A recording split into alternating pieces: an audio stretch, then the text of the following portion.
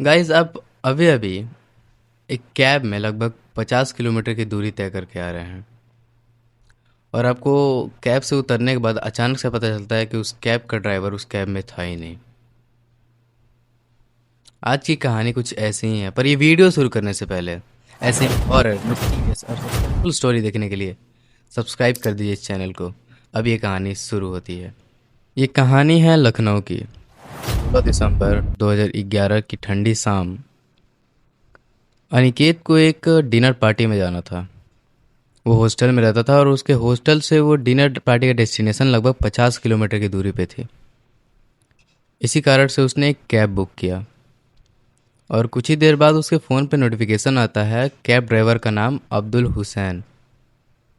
और ठीक 7 बजे उस कैब ड्राइवर का कॉल आता है अनिकेत पे और वो बोलता है कि सर मैं आपके हॉस्टल के पास आ चुका हूँ, आप नीचे आ जाइए। अनिकेत फटाफट से नीचे जाता है और जैसे ही वो नीचे जाता है उसका सबसे पहला ध्यान जाता है उस आदमी के चेहरे पे, जो कि लगभग 45 से 50 साल का लग रहा था और उसका दाढ़ी भी पका हुआ था और वो ट्रेडिशनल कपड़ा कुर्ता पैजामा वगैरह पहना था। और गाइज उस ड्राइवर ने अनिकेत से स्टार्टिंग में ही बोल दिया कि सर कोहरा है आगे और आपके डेस्टिनेशन पे पहुंचने के लिए कुछ और एक्स्ट्रा टाइम लग सकता है, मतलब लेट हो सकती है। तो अनिकेत ने बोला कोई भी बात नहीं, पर मुझे 9 बजे से पहले उस डिनर पार्टी में पहुंचा देना। वो बोलता है कि सर ठीक है कोई बात नहीं, पर अगर लेट हुई तो आप प्लीज़ मेरे पे गुस्सा मत होइएगा। अनिकेत उसका आईडी और गाड़ी का नंबर देखता है और चुपचाप से गाड़ी में बैठ जाता है। कुछ दूर जाने के बाद अनिकेत की नज़र उस गाड़ी के मीटर पे पड़ती है, जो कि बिल्कुल बंद पड़ा हुआ था। अनिकेत अब्दुल से पूछता है कि ये गाड़ी का मीटर तो बंद पड़ा हुआ है, तो आप मेरा बिल कैसे कैलकुलेट करेंगे। अब्दुल बोलता है कि सर मुझे बिल कैलकुलेट करने के लिए इस मीटर की ज़रूरत नहीं है। तो अनिकेत थोड़ा सा हिचकिचाता है और पूछता है कि ऐसा क्यों। तो अब्दुल बोलता है कि सर आज आप मेरे आखिरी कस्टमर हो और आज के बाद मैं इस जॉब से रिटायर होने वाला हूँ, मतलब रिज़ाइन करने वाला हूँ।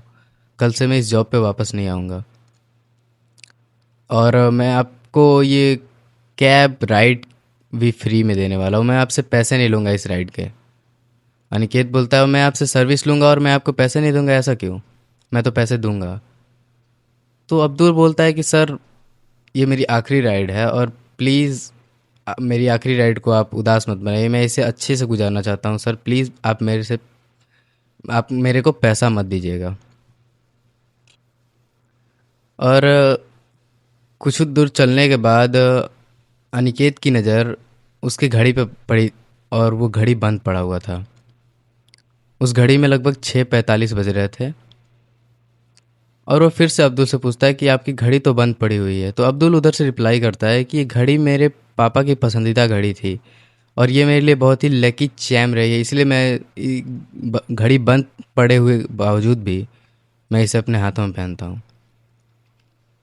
अनिकेत और वो दोनों स्माइल करते हैं और वो आपस में घुल मिल जाते हैं, क्योंकि दूरी भी बहुत ज़्यादा थी, 50 किलोमीटर ट्रैवल करना था गाइस। तो वो एक दूसरे से अपने फैमिली अपने बच्चे वगैरह अपना पैसन वगैरह सब बात उत करते हुए जा रहे थे। ठीक 8 बजे 8:30 बजे वो अपने डेस्टिनेशन में पहुंच जाता है। वो गाड़ी से निकलता है और गाड़ी से निकलते ही उसने अनिकेत ने अपने हाथ से घड़ी निकाल के उसको अब्दुल को ऑफ़र किया कि आपने पैसे तो न लिए, पर ये घड़ी आप ले लीजिए, ये मेरे को याद दिलाती रहेंगी कि इस दुनिया में ऐसे भले इंसान की कमी नहीं है। उसने शुरुआत में तो मना की अब्दुल ने, पर बाद में उसने जाके एक्सेप्ट कर लिया और उस घड़ी को ले लिया। फिर वो चला गया और दोनों अपने अपने जगह पे चले गए। अनिकेत पार्टी में चला गया, पार्टी में घुल मिल गया। कुछ देर बाद अनिकेत पे एक कॉल आता है, जो कि कैब कंपनी से एक लेडीज़ बात कर रही थी। वो बोलती है कि सर सॉरी, मैं हम आपको पिकअप नहीं कर पाया, आपको ड्राइवर अरेंज नहीं कर पाया सर, माफ़ कर दीजिएगा हमें, हम एक और ड्राइवर भेजते हैं। तभी अनिकेत शौक होके बोलता है कि मैं अभी अभी तो आया, मेरे को आपकी कैब के ड्राइवर ने मेरे को अभी यहाँ पे छोड़ के गया वो। पर वो बोलती है कि सर हाँ, अब्दुल हुसैन नाम का आदमी आपको सर छोड़ने जाने वाला था, पर अभी 6:45 पे उसका एक्सीडेंट हो गया, इसलिए हम एक दूसरा ड्राइवर आपके लिए अरेंज कर रहे हैं। और ये सुनते ही अनिकेत का दिमाग पूरी तरह से शांत हो गया। वो कुछ देर के लिए सहम गया कि अभी मैं जिस ड्राइवर के साथ आया वो आखिर था कौन। और ये चीज़ भी वो समझ गया कि आखिर उसकी घड़ी में 6:45 क्यों बज रहे थे, क्योंकि उसका समय 6:45 पे ही ख़त्म हो चुका था। और इसीलिए उसने मेरे से शायद पैसे भी नहीं लिए, और घड़ी भी वो मना कर रहा था। और तभी मैंने अपने हाथ की ओर देखा, मैंने घड़ी देखा कि मेरे हाथ में घड़ी अभी है। और इस चीज़ को देखने के बाद मैं पूरी तरह से कंफर्म हो गया, क्योंकि मैंने घड़ी तो उसको, अब्दुल को वापस मतलब दे दी थी, ऑफ़र कर दी थी, पर ये घड़ी उसके हाथ में कैसे थी।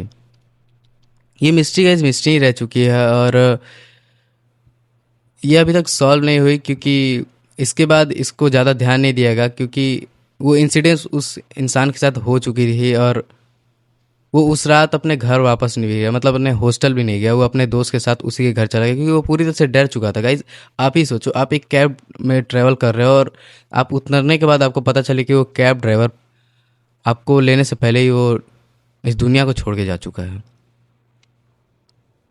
और गाइज इस कहानी के अंत में मैं आपसे बस एक ही चीज़ बोलना चाहूँगा कि गाइज अगर आप भी रात में कैब से ट्रैवल करते हो तो आप एक बार कंफर्म ज़रूर कर लीजिएगा कि आपके आसपास या आपका ड्राइवर इस दुनिया में एग्जिस्ट करता है या नहीं, क्योंकि रात के समय ये ज़्यादातर घटनाएं ऐसी हो सकती हैं। दिन में तो चलिए नॉर्मल है, के आसपास गाड़ी, बहुत सारी गाड़ियाँ चलती रहेंगी, पर रात के समय अगर आप इस तरह की मुसीबत में पड़ते हैं, वो तो कहो कि वो ड्राइवर बहुत ही अच्छा था, उसने आराम से पिकअप किया उसे और ड्रॉप भी किया, पर हो सकता है कि आपको जो ड्राइवर पिकअप करे वो एक मकसद से आया हो।